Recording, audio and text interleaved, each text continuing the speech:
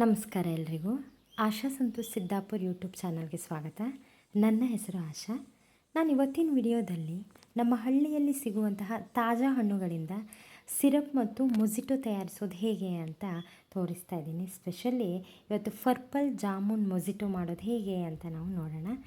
ಸಾಮಾನ್ಯವಾಗಿ ರೆಸ್ಟೋರೆಂಟ್ಗಳಲ್ಲಿ ಸಮ್ಮರ್ ಸ್ಪೆಷಲ್ಲಾಗಿ ಈ ಮೊಜಿಟೊ ಡ್ರಿಂಕ್ಸ್ಗಳನ್ನು ನಾವು ನೋಡ್ಬೋದು. 1 ಗ್ಲಾಸ್ ಮೊಜಿಟೋಗೆ ₹80 120 ಅಷ್ಟು ಬಿಲ್ಲನ್ನು ಮಾಡ್ತಾರೆ. ಅದರಲ್ಲಿ ಕಲರ್ ಕೂಡ ಆ್ಯಡ್ ಮಾಡಿರ್ತಾರೆ, ಆರ್ಟಿಫಿಷಿಯಲ್ ಕಲರು, ಕೆಮಿಕಲ್ ಕೂಡ ಇರುತ್ತೆ. ಹಾಗಾದರೆ ನಾವು ಮನೆಯಲ್ಲಿಯೇ ನಮ್ಮ ಹಳ್ಳಿಗಳಲ್ಲಿ ಫ್ರೀಯಾಗಿ ಸಿಗುವಂಥ ಈ ಹಣ್ಣುಗಳನ್ನ ಬಳಸಿಟ್ಕೊಂಡು ಅವುಗಳನ್ನ ಹೇಗೆ ಈ ರೀತಿ ಜ್ಯೂಸ್ ಅಥವಾ ಮೊಜಿಟೋಗಳನ್ನು ಮನೆಯಲ್ಲಿಯೇ ಮನೆಗೆ ಬೇಕಾಗಿರುವಂಥ ಎಲ್ಲ ಸದಸ್ಯರಿಗೂ ಮಾಡೋದು ಹೇಗೆ ಅನ್ನೋದನ್ನು ಶೇರ್ ಮಾಡ್ಕೊಳ್ಳೋಣ. ನಮ್ಗೆ ಗೊತ್ತಿದೆ, ನಮ್ಮ ಹಳ್ಳಿಯಲ್ಲಿ ಈ ಬೇಸಿಗೆ ಕಾಲ ಬಂತು ಅಂತಂದರೆ ಹಣ್ಣುಗಳ ಒಂದು ಸುಗ್ಗಿ ಕಾಲ ಅಂತಲೇ ನಾವು ಹೇಳ್ಬೋದು. ಎಲ್ಲಂದ್ರಲ್ಲೇ ಕಾಡು ಹಣ್ಣುಗಳು ಸಿಗ್ತಾ ಹೋಗ್ತವೆ. ಈ ಹಣ್ಣು ಯಾವುದು ಅಂತ ನಮಗೆಲ್ರಿಗೂ ಗೊತ್ತಿದೆ, ನೇರಳೆ ಹಣ್ಣು. ಈ ನೇರಳೆ ಹಣ್ಣುಗಳನ್ನು ನಮ್ಮ ಹಳ್ಳಿಗಳಲ್ಲೇ ಸಿಗುವಂತಹ ಮರಗಳಿಂದ ಕಿತ್ಕೊಂಡು ಬಂದು ಮನೆಯಲ್ಲಿ ಈ ರೀತಿ ಸಿರಪ್ ಮಾಡೋದು ಹೇಗೆ ಅನ್ನೋದನ್ನು ಈ ವಿಡಿಯೋದಲ್ಲಿ ಶೇರ್ ಮಾಡ್ಕೊಳ್ತಾ ಇದ್ದೀನಿ. ಜಾಮೂನ್ ಅಥವಾ ಜಾವಾ ಪ್ಲಮ್ ಅಥವಾ ನೇರಳೆ ಹಣ್ಣು ಎಂದು ಕರೆಯಲಾಗುವಂತಹ ಈ ಹಣ್ಣುಗಳು ಪೌಷ್ಟಿಕಾಂಶದಿಂದ ಕೂಡಿರುವಂತಹ ಹಣ್ಣಾಗಿದ್ದು ವಿಟಮಿನ್ ಸಿ ಮತ್ತು ಐರನ್ನಿಂದ ಕೂಡಿದ್ದು ಮಧುಮೇಹ ನಿರ್ವಹಣೆಗೆ ಪ್ರಮುಖವಾದಂಥ ಕೆಲಸ ಮಾಡುತ್ತೆ ಅನ್ನೋದು ನಮಗೆಲ್ಲರಿಗೂ ಗೊತ್ತಿದೆ.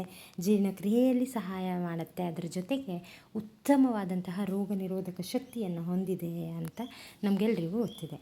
ಇದರಲ್ಲಿನ ಜಾಂಬೂನಿನಂತಹ ಅಂಶಗಳು ಬ್ಲಡ್ ಶುಗರ್ ಲೆವೆಲನ್ನು ನಿಯಂತ್ರಿಸುತ್ತೆ. ಇದರ ಫೈಬರ್ ಅಂಶ ಕರುಳಿನ ಆರೋಗ್ಯ ಮತ್ತು ತೂಕದ ನಿರ್ವಹಣೆಗೆ ಬೆಂಬಲವನ್ನು ಕೊಡುತ್ತೆ ಅನ್ನೋದು ನಮಗೆಲ್ಲರಿಗೂ ಗೊತ್ತಿದೆ. ಹಾಗಾದರೆ ಇವತ್ತಿನ ವಿಡಿಯೋದಲ್ಲಿ ಈ ಥರ ಫ್ರೆಶ್ ಹಣ್ಣುಗಳನ್ನ ತೊಗೊಂಡು ಯಾವ ರೀತಿ ನಾವು ತುಂಬ ದಿನಗಳವರೆಗೂ ಇದನ್ನು ಸ್ಟೋರ್ ಮಾಡಿ ಇಟ್ಕೊಳ್ಬೋದು, ಹಾಗೆ ಇದರ ಸಿರಪ್ಪನ್ನು ಹೇಗೆ ಮಾಡೋದು, ಅದೇ ರೀತಿ ಸಿರಪ್ಗಳನ್ನ ಯೂಸ್ ಮಾಡಿಕೊಂಡು ಮೊಜಿಟೊ ಅಥವಾ ಪಾನೀಯ ಅಥವಾ ಕೋಲ್ಡ್ ಡ್ರಿಂಕ್ಸ್ಗಳನ್ನ ಹೇಗೆ ಮಾಡೋದು ಅನ್ನೋದನ್ನು ನೋಡೋಣ. ಈ ಹಳ್ಳಿಯಲ್ಲಿ ಸಿಗುವಂತಹ ತಾಜಾ ಹಣ್ಣುಗಳು ಪ್ರಕೃತಿ ನಮಗೆ ಫ್ರೀಯಾಗಿ ಕೊಟ್ಟಿರುವಂಥ ಉಡುಗೊರೆ.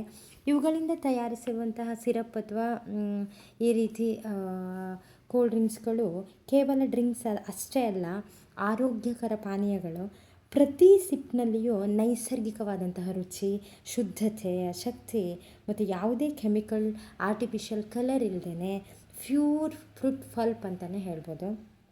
ಇದರ ಸೇವನೆಯಿಂದ ನಮ್ಮ ಆರೋಗ್ಯ ಮತ್ತು ನಮ್ಮ ಆರೋಗ್ಯನೂ ಹೆಚ್ಚಳ ಆಗುತ್ತೆ. ಅದ್ರ ಜೊತೆಗೆ ಇವುಗಳನ್ನ ನಾವು ಹೆಚ್ಚು ಹೆಚ್ಚು ಬಳಕೆ ಮಾಡ್ಕೊಳ್ಳೋದ್ರಿಂದ ನಮ್ಮ ರೈತರಿಗೂ ಕೂಡ ಬೆಂಬಲ ಸಿಗುತ್ತೆ. ಇವುಗಳನ್ನ ಮಾರಾಟ ಮಾಡುವಂತಹ ರೈತರಿಗೂ ಕೂಡ ಈ ರೀತಿ ನಾವು ಪ್ರೋತ್ಸಾಹವನ್ನು ನೀಡ್ಬೋದು. ಹಾಗಾದರೆ ನೋಡೋಣ. ಇದನ್ನು ಮೊದಲನೇದಾಗಿ ನಾವು ಇದನ್ನು ಗಿಡಗಳಿಂದ ತೊಗೊಂಡು ಬಂದು ನೀಟಾಗಿ ತೊಳ್ಕೊಳ್ಬೇಕಾಗತ್ತೆ. ಇದೇನು ಕೆಳಗೆ ಬಿದ್ದಿರೋದಿಲ್ಲ, ಆದರೂ ಕೂಡ ನೀಟಾಗಿ ನಾವು ತೊಳ್ಕೊಳ್ಬೇಕಾಗತ್ತೆ.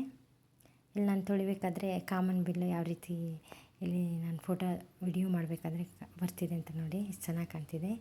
ಅದಕ್ಕೋಸ್ಕರ ಈ ರೀತಿ ನೀಟಾಗಿ ತೊಳ್ಕೊಂಡಾದಮೇಲೆ ಇವುಗಳನ್ನು ಅಂದರೆ ಗೊಂಚಲು ಇರುತ್ತೆ, ಇವುಗಳನ್ನೆಲ್ಲ ಸಪ್ರೇಟ್ ಮಾಡಿಕೊಂಡು ಆ ಗೊಂಚಲಿನಲ್ಲಿರುವಂಥ ಎಲೆಗಳು ಇವುಗಳನ್ನೆಲ್ಲ ತಕ್ಕೊಂಡಾದಮೇಲೆ ಈ ರೀತಿ ನೀಟಾಗಿ ನೀರಲ್ಲಿ ತೊಳ್ಕೊಳ್ಬೇಕಾಗತ್ತೆ. ತೊಳ್ಕೊಂಡಾದಮೇಲೆ ಒಂದು ಪಾತ್ರೆಗೆ ಹಾಕ್ಕೊಂಡು ನೀರನ್ನೆಲ್ಲ ಸೋಸ್ಕೋಬೇಕಾಗತ್ತೆ. ಅದಾದಮೇಲೆ ಒಂದೊಂದೇ ಈಗ ಜಾಮೂನ್ ಫ್ರೂಟ್ಸ್ಗಳನ್ನು ಒಂದು ಬಾಣಲೆಗೆ ಹಾಕಿ ಲೋ ಫ್ಲೇಮಲ್ಲಿ ಇವುಗಳನ್ನ ಸ್ವಲ್ಪ ಬಾಡಿಸ್ಕೊಳ್ಬೇಕಾಗತ್ತೆ. ಅಂತಂದರೆ ಇದರಲ್ಲಿರುವ ನೀರಿನ ಅಂಶ ಮತ್ತು ಇದೆಲ್ಲ ಸೇರಿ ನಾವು ಇಲ್ಲಿ ಇದಕ್ಕೆ ಗ್ಯಾಸನ್ನು ಹಚ್ಚಿದಾಗ ಇದು ನೀರನ್ನು ಬಿಟ್ಕೊಳ್ಳುತ್ತೆ. ಈ ರೀತಿ ಸ್ವಲ್ಪ ನೀರನ್ನು ಬಿಟ್ಕೊಳ್ಳುತ್ತೆ. ನೀರು ಹಾಕೋ ಅವಶ್ಯಕತೆ ಇಲ್ಲ. ಆಮೇಲೆ ಸ್ವಲ್ಪ ಹೊತ್ತಾದಮೇಲೆ ನೀರು ಹಾಕಬೇಕಾಗತ್ತೆ, ಯಾಕಂದರೆ ಈ ಪಲ್ಪ್ ಎಲ್ಲ ಗಟ್ಟಿ ಆಗ್ತಾ ಬರುತ್ತೆ ಮತ್ತು ತಳ ಹಿಡಿಬಾರ್ದು ಅನ್ನೋ ಕಾರಣಕ್ಕೆ ನಾನು ಸ್ವಲ್ಪ ನೀರು ಹಾಕ್ಕೊಂಡಿದ್ದೀನಿ. ಸ್ವಲ್ಪ ನೀರು ಹಾಕ್ಕೊಂಡ್ರೆ ಸಾಕು.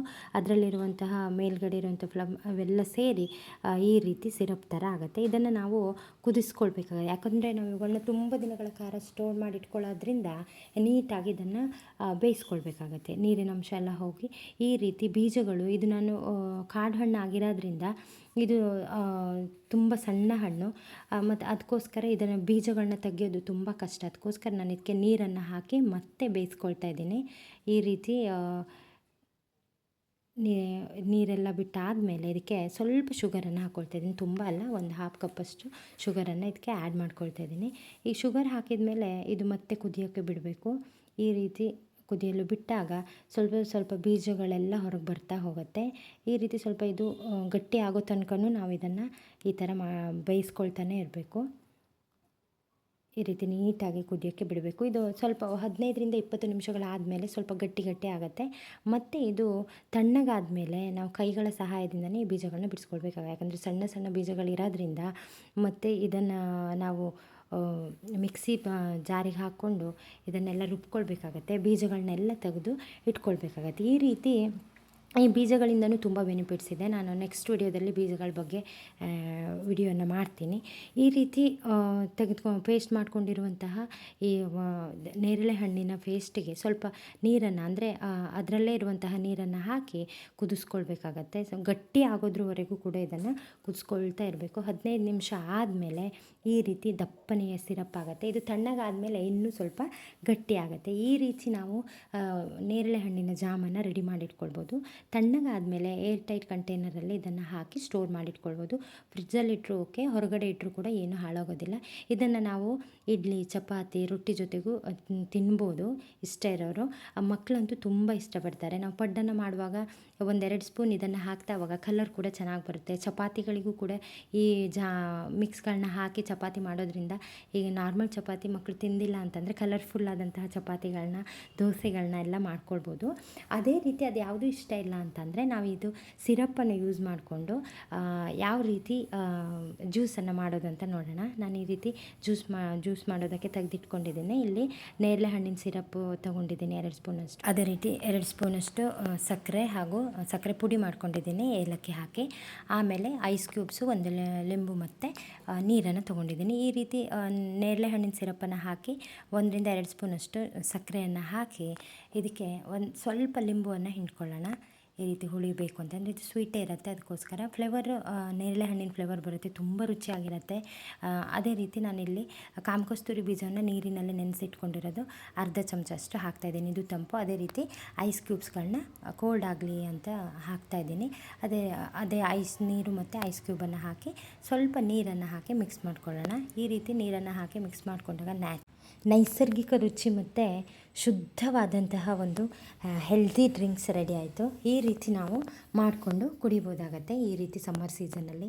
ಇದರಲ್ಲಿ ತುಂಬ ಉತ್ತಮವಾದಂಥ ಪೌಷ್ಟಿಕಾಂಶವೂ ಇದೆ. ಈ ರೀತಿ ಕುಡಿಯೋದ್ರಿಂದ ಆರೋಗ್ಯಕ್ಕೂ ಕೂಡ ತುಂಬ ಉಪಯುಕ್ತಕರ. ಈ ರೀತಿ ಸೇವನೆಯಿಂದ ನಮ್ಮ ಆರೋಗ್ಯ ಹಾಗೂ ನಮ್ಮ ರೈತರು, ನಮ್ಮ ಹಳ್ಳಿಯಲ್ಲಿರುವಂತಹ ವಸ್ತುಗಳಿಂದ ನಮ್ಮ ನೈಸರ್ಗಿಕವಾದಂಥ ಆರೋಗ್ಯಕರವಾದಂಥ ಪಾನೀಯ ರೆಡಿ ಆಗುತ್ತೆ. ಹೇಗೆಲ್ಲ ಮಾಡೋದು ಅಂತ ನೋಡಿದ್ವಿ. ವಿಡಿಯೋ ಇಷ್ಟ ಆದರೆ ಲೈಕ್ ಮಾಡಿ, ಶೇರ್ ಮಾಡಿ, ಕಮೆಂಟ್ ಮಾಡಿ. ಇಂತಹ ಇನ್ನಷ್ಟು ವಿಷಯಗಳಿಗೋಸ್ಕರ ಆಶಾ ಸಂತು ಸಿದ್ದಾಪುರ್ ಯೂಟ್ಯೂಬ್ ಚಾನಲ್ಗೆ ಸಬ್ಸ್ಕ್ರೈಬ್ ಮಾಡ್ಕೊಳ್ಳಿ.